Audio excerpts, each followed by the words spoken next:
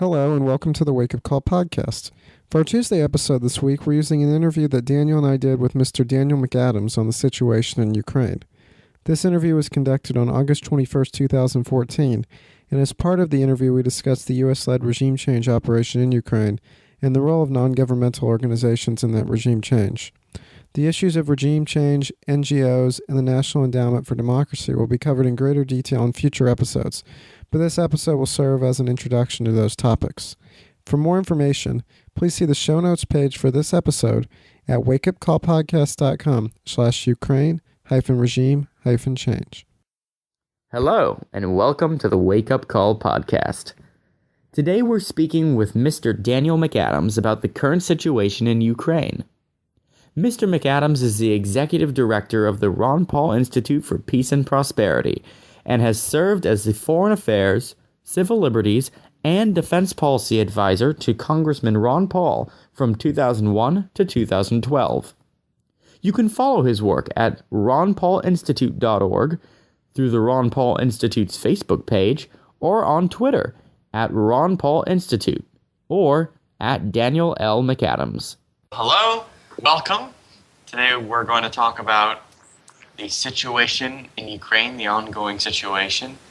And if you could, we'd like for you to just begin by talking to us a little bit about the history and where the current situation stems from. Okay, sure. Well, as probably many of your listeners know, the U.S. has been involved in Ukraine since the end of the Soviet Union in the 90s. They've been spending an enormous amount of money through funding of NGOs and pseudo-NGOs like the National Endowment for Democracy, and they have a pattern where they'll go in and they'll support groups in countries like Ukraine and elsewhere in the former Soviet Union and the former Eastern Bloc. They will fund groups, they'll fund adjuncts of political parties and give them a comparative advantage politically. And we saw really that culminated in the Orange Revolution in Ukraine back in the early 2000s, where there was a so-called People's Revolution in the center of Kiev. And one of the first reasons, one of the first indications of heavy U.S. involvement was the fact that Ukraine is really has been one of the most impoverished countries in former Eastern Bloc. But all of a sudden you saw these enormous plasma screen televisions all throughout the square. You saw all of these color-coded, expensively printed orange signs and T-shirts and paraphernalia, etc. And so the U.S. got its puppet at the time, which was Yushchenko, placed into power in 2004 after the Orange Revolution. Well, these people, both Yushchenko and Tymoshenko, who's called the Gas Princess, she was in opposition at the time, and then came in as a result of the Orange Revolution. Well, they were massively, massively corrupt. They were in bed with the oligarchs. They were oligarchs to some degree, and the U.S. continued to manipulate the situation in Ukraine. The first election that took place after the so-called Orange Revolution, which was mostly financed by the U.S. with millions of dollars, the people voted into power Yanukovych, the fellow who was just ousted. So when they had the chance to vote, they voted back into power the same person who the coup had voted out of power, I think, which is significant. And those elections were not contested as far as their fairness. So that brings us through the 2000s, and you had sort of various stages of economic collapse. You had the oligarchs, concentrating their wealth. And then you had the U.S. continuing to funnel money into its project to sort of bring Ukraine into, quote, the Western camp, i.e. Either an association agreement with NATO or NATO membership, and the same as an association agreement with the EU. And obviously, Ukraine is a neighbor with Russia. It has a very important symbiotic trade relationship with Russia and has had for a number of years. And, this sort of all or nothing approach by the U.S. and the EU caused a lot of friction, in the country, which is divided, between ethnic Russian, Russian-speaking, primarily Russian-speaking, and those with very strong economic and in many cases familial ties with Russia to the eastern part of the country. And then there are parts of the western part of Ukraine that where you have a lot of ethnic Poles, you have a good amount of ethnic Hungarians in Transcarpathia. A lot of that area used to be historic Hungary until the end of World War I. And so then you had the decision in November by Yanukovych to postpone signing the association agreement with the EU. And that really it brings us up to what precipitated the events that we're seeing today. It was that act of his. He did not reject the association agreement, but what's not often reported in the Western media is the EU association agreement had an exclusivity clause which would have hampered Ukrainian trade with Russia. And you think about the kinds of products that Ukraine produces, very, very few of them would be exported to Germany, for example. This is pretty rudimentary industrial products and things of this nature that is still useful to Russia, but not as in demand obviously in Germany and more advanced countries. And also agriculture, which, as you know, is heavily subsidized and protected in EU countries, would have had a difficult time, being sold in the West, in EU. So he postponed the agreement to take another look at it, and while he postponed it, the Russians offered $15 billion in aid to help them shore up their economy, which is a disaster. And I think really that's when the U.S. and EU started going nuts, feeling like they were losing the prize. I think it was Brzezinski, maybe I'm wrong, who called Ukraine, quote, the prize, for the West to take over, which, bringing the U.S. And NATO right up to Russia's borders. So then you saw a lot of street fighting. Protests initially became very violent. You had the introduction of radical political parties, Svoboda Party, which has certainly, judging from its symbols and its behavior, some Nazi-esque or sort of fascistic tendencies. And then you saw a lot of street fighting and a very violent overthrow of the government of Yanukovych. Of course, the U.S. ignored all of the violent part, and all it did was tell Yanukovych, you better not use force against these protesters. And so, stupidly, he listened to them and sent the police out without anything, and they ended up getting firebombed and attacked. Not that I'm a huge defender of the police, but it's, once again, you see the hypocrisy. Look at how the police are behaving in places like Ferguson, Missouri, when they're challenged. And here's the U.S. telling a country in the face of an overthrow, you better not send armed cops out into the street. So you had the overthrow of the government in February, I think it's 21st and 22nd, and essentially what you would call a junta took over. They began clearing the other parties out of parliament so they could enjoy complete control. They've just outlawed the Communist Party's bloc as such. So they outlaw the opposition. And this is a long story, I'm sorry, but what happened is the eastern part of the country, which has been traditionally more allied with Russia, they said, we don't want to go along with this. First, Crimea said, we don't want to go along with this. Crimea was home to a large Russian military base, which Russia had leased from Ukraine at the end of the Soviet Union. Crimea did not want to go along with this junta, which is an illegal government, and then eastern Ukraine reacted. Probably some of the first actions taken by the junta in Kiev were to ban the use of Russian as an official language, which really stuck at the heart of the people in this part of Ukraine. So they said, no, we're not going to go along with this either. They held a vote, they held a referendum, which of course the U.S. refused to recognize. But it certainly indicated that most people did not want to be part of Ukraine any longer with an illegal government in power. And so you saw people begin to take up arms. They want to secede. They don't want to have any part of this. And the Ukrainian military, which has been supported by the U.S. government, which has been given at least overtly only non-lethal weapons, i.e. intelligence, night vision goggles, all the things they need to kill other people, covertly, most likely, U.S. Special Forces and things of this nature have been delivered to them. And so then you have this enormous bloody standoff, and you have cities of 800,000 like Donetsk being shelled indiscriminately by Kiev forces, and you've seen at least 2,000 people, civilians, slaughtered, and well over 100,000 people have fled into Russia. So it's an absolute tragedy that is getting virtually no coverage in the U.S. because the U.S. is behind what happened. The U.S. set this into motion by its interventionist foreign policy, by meddling in the affairs of Ukraine. I guess they thought they would have an easy victory, but they've created a slaughterhouse. Yeah, and it seems like in just the last week or so, the situation in eastern Ukraine has gotten even worse with military planes being shot down and the Russian aid convoy being blocked on the border. What's the status of the aid convoy and the warplanes and who's in charge in eastern Ukraine right now? Do the rebels control the area? Has the Ukrainian government reclaimed it to some degree?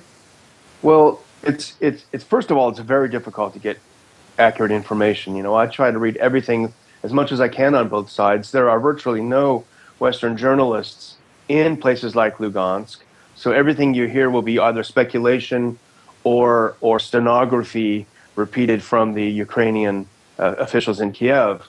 So it's hard to know exactly what's happened. You do make a good point, which is that the Kiev military has changed tactics to a degree over the past couple of weeks. They've not flown air sorties over the area because they've lost too many planes. That's not necessarily good news for the people on the receiving end, because instead of using these planes to bomb the positions of the rebel fighters, they're simply shelling the center of Donetsk and Lugansk and other small villages indiscriminately. People have been living in their basements for several weeks now without food and water, without electricity, and in abject terror. As you can imagine, what it would be like to live in a basement in those circumstances. So it's a very dire situation, and in the face of that, Russia decided to send about 280 humanitarian trucks full of food, sleeping bags, baby food, things of this nature. Initially, the government in Kiev said, "Oh, this is a Trojan horse. It's all full of weapons. We're absolutely sure it is." And the Russians invited journalists to look in the trucks, Western journalists, including, I think, from The Guardian and a few other papers, to look into the trucks. Any truck you want, we'll open it up and show you what's in it. And so, even though it was reported that way, that didn't fly because there weren't any weapons. So then the government in Ukraine, in Kiev, made up the story that they had destroyed an entire Russian artillery or a Russian line of armed vehicles in Ukraine. Of course, that was repeated by NATO Secretary General Fogh Rasmussen and the U.S. government. That turned out to be a lie, because you'd obviously have some photographic evidence if you blew up a bunch of Russian trucks inside Ukrainian territory. And I mean, I can't go on and on about the lies that the government of Kiev, which is backed by the U.S., is told. The current situation is extraordinarily dire for the civilians in these areas that are besieged by the Kiev forces.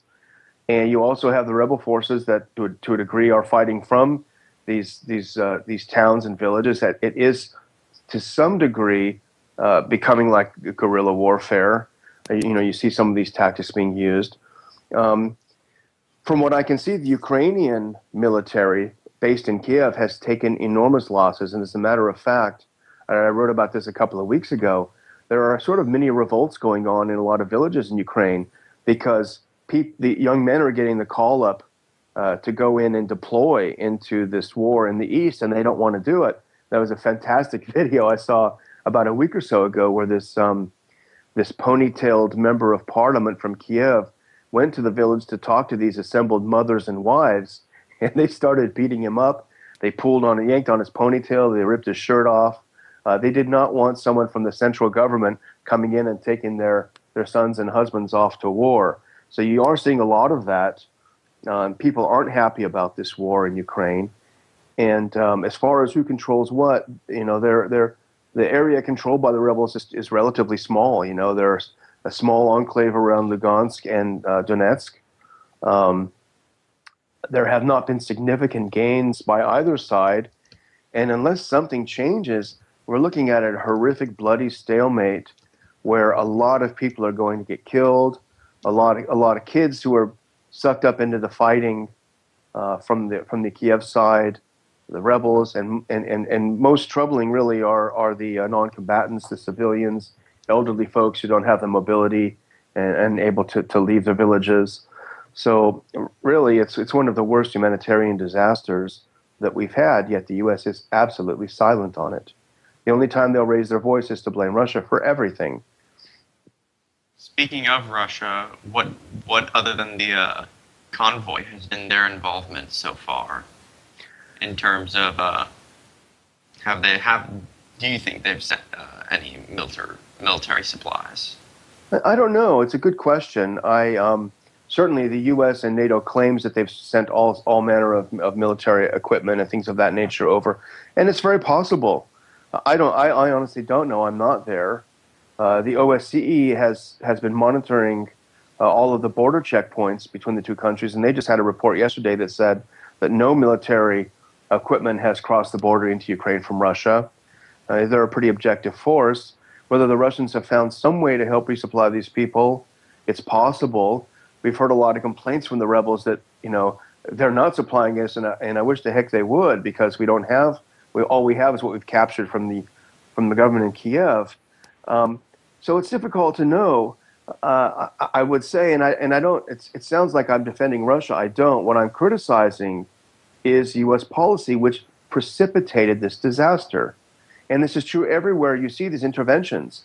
Look in Iraq. We're going back to Iraq. Yesterday, Obama said we're actually going to have to put some troops on the ground. The U.S. precipitated the disaster in Iraq that they're having to fix today back in 2003 and 1991 when they intervened. The horrible situation in Ukraine was precipitated by a U.S. regime change policy in Ukraine. So it's not to defend Russia or anyone else to say that if these U.S. regime changers had simply left things alone, we wouldn't be seeing the disaster we're seeing. And so that's the case. If there was a similar situation on the border with Mexico and there were many American citizens that were being slaughtered just over the border, you can bet that the U.S. would take notice.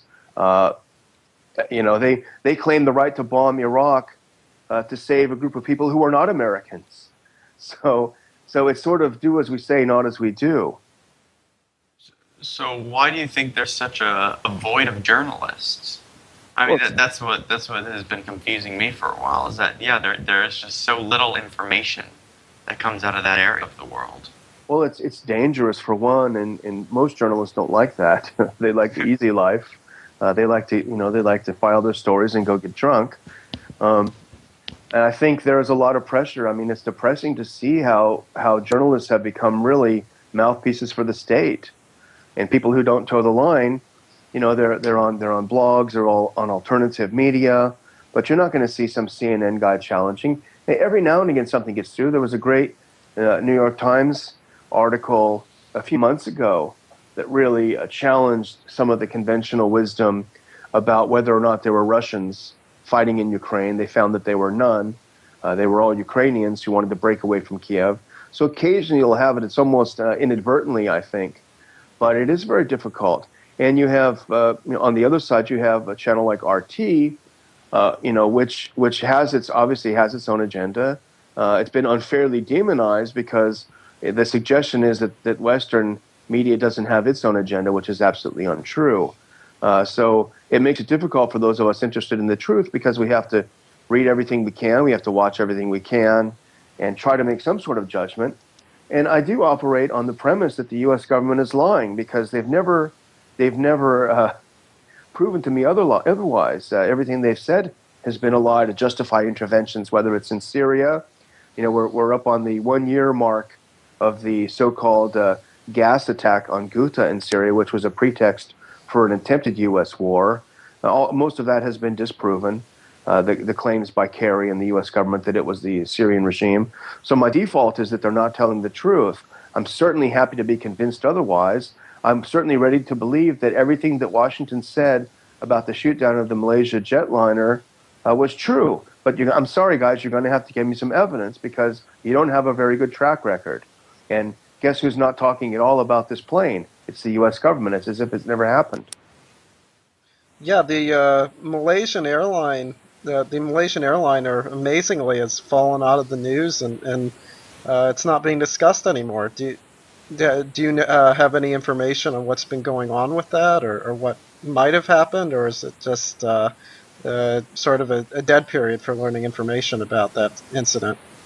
It's interesting. You think that the U.S. would really want to get to the bottom of this, right? But no, they made their pronouncement within hours. It was Russia, end of story.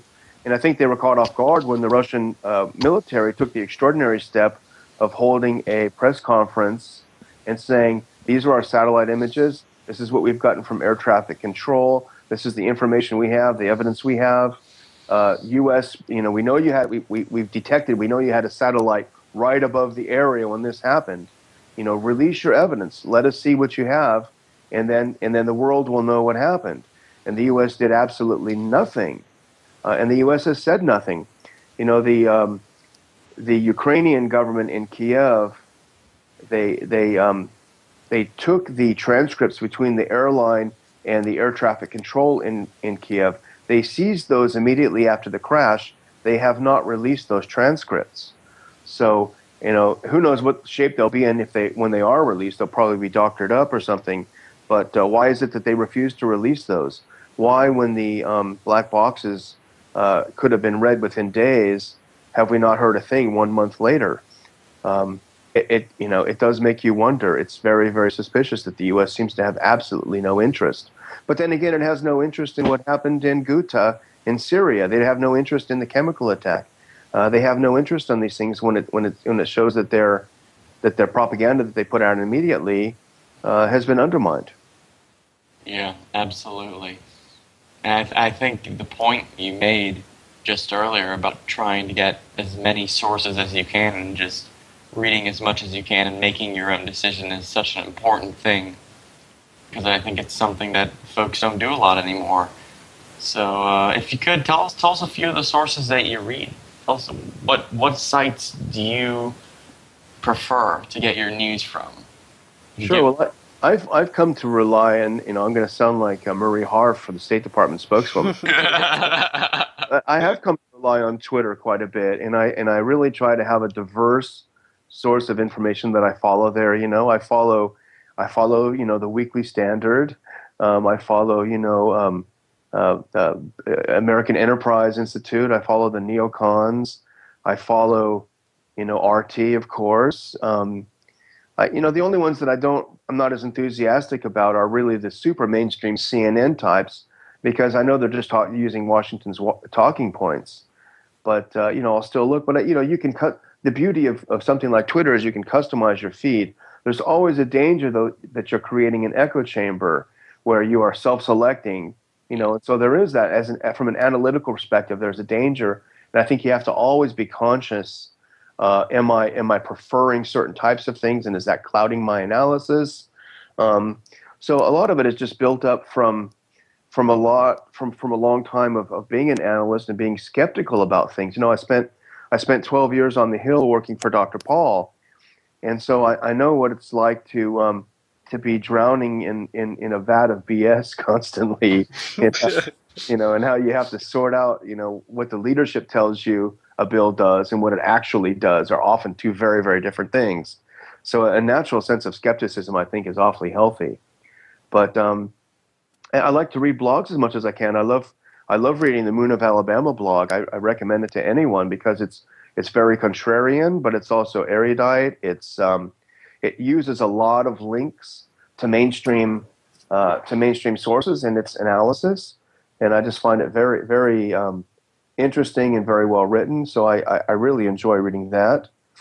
And so I try to read as many as I can, but you always have to consider the source. You have to figure out where they're coming from and make your own decisions.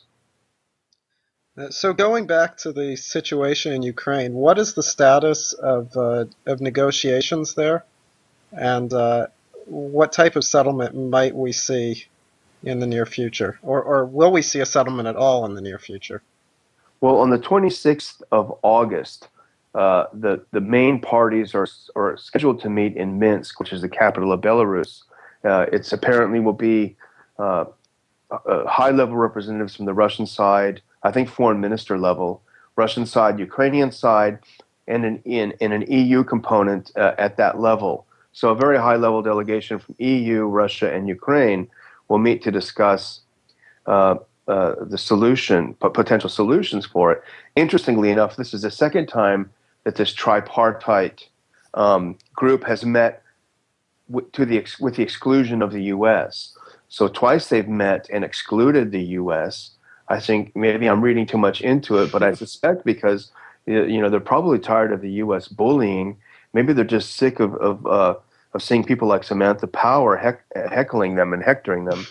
But the U.S. is excluded, so that makes me feel a little more optimistic because even joking aside, these are the countries that are directly affected by sanctions and counter sanctions and blockades.